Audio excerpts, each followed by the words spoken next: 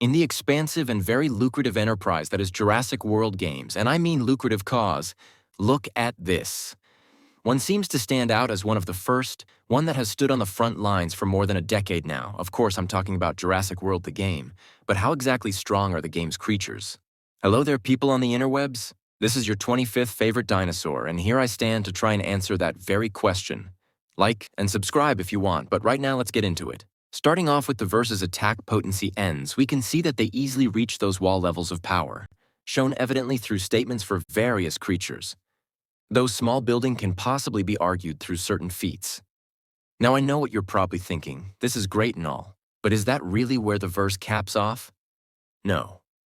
There actually are a couple feats we can take into consideration to scale the verse higher, such as with Argentinosaurus, who with a max attack, can violently shake the ground to where it could be comparable to a magnitude 5 earthquake or more, which would get the verse anywhere from destroying multiple city blocks to even being able to level a small town. While this might seem like a bit of a stretch, it should be noted that only legendaries and above would be able to scale to this, as this move would one-shot any lower rarity, along with stronger creatures, such as the boss Salamander 16, being able to casually shake the ground with the movie Seismic Stomp, in which it should scale to the total seismic energy due to being the direct cause of the event. By itself, this seems like a pretty nice upgrade, but it's not the theoretical limit. Now, if you've played the game, you should know what I'm talking about. The storm scaling. Now, if you don't know what I'm talking about, in-game the boss-level creatures are normally associated with storms which seem to be formed by their presence, though some people believe that they either aren't the cause of these phenomena or simply don't scale to it. However, there is some consistency to this line of thinking, shown through such storms occurring during boss versus boss matches, as well as the bosses using such elements of a storm within their attacks. So with that out of the way, we can now move on to calculating the potency of such a storm.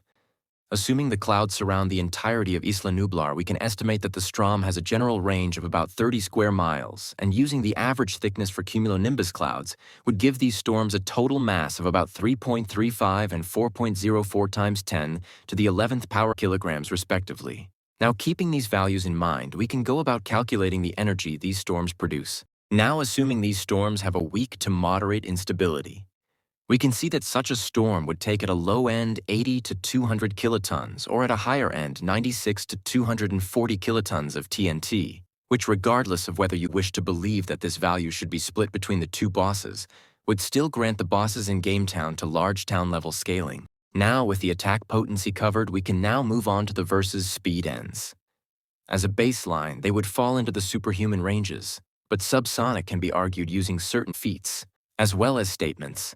Though it can be argued that since bosses are able to utilize electrical-based attacks, their attack speed should at the very least scale around those massively hypersonic ranges. Alright then, that's attack potency and speed covered. Oh, you're still here? Well, now I'd say you're either really interested or got nothing better to do. But whichever one that is, just know we can now move on to the versus more physical showings, where they're consistently shown to be within those peak human ranges.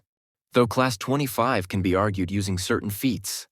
Now continuing down the list, we can now go over the versus hacks and abilities, with the most notable of these being the game's combat system consisting of attacks, blocks, and reserves, with attack typically boosting the, well, attack of the user.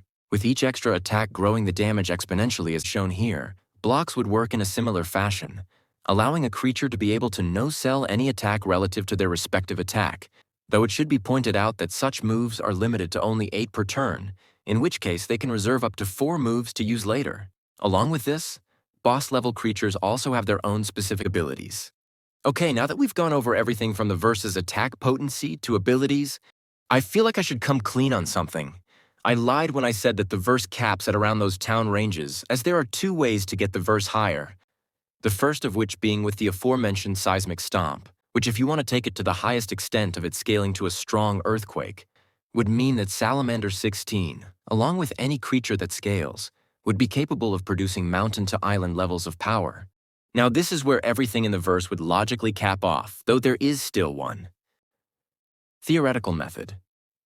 As within the boss special events, the main point of the event is to cause as much damage to the main boss as possible, meaning that due to this, the boss has the special ability to continuously revive each time it's knocked down, in which each revive causes the boss to double in power.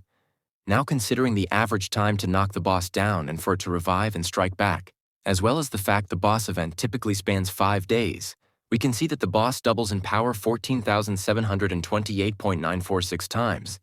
Now simply applying this value to one of our wall level metrics, we can see that the value comes out to... Oh no. So as you can see, this is a pretty ludicrous amount, but yes, at their peak potential, bosses such as Omega-09 would at the very least be within those universal levels of power.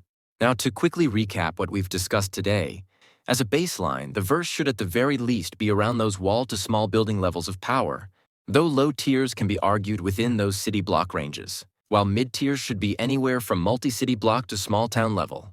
And at its peak, the verse can be argued be within that town to large town tier of strength, though as a higher-end mountain to island levels of power can be argued, and at a theoretical limit event bosses can reach those universal ranges. As for speed, it's much simpler with every creature being within those superhuman to potentially subsonic ranges, though boss-level creatures can be argued to have massively hypersonic plus attack speed. So with that, I hope you enjoyed the video. Now if there's anything you disagree with, please feel free to leave a comment as it helps me make better quality content for you guys. Now with that, remember to drink water, and I hope you have a good day. Goodbye.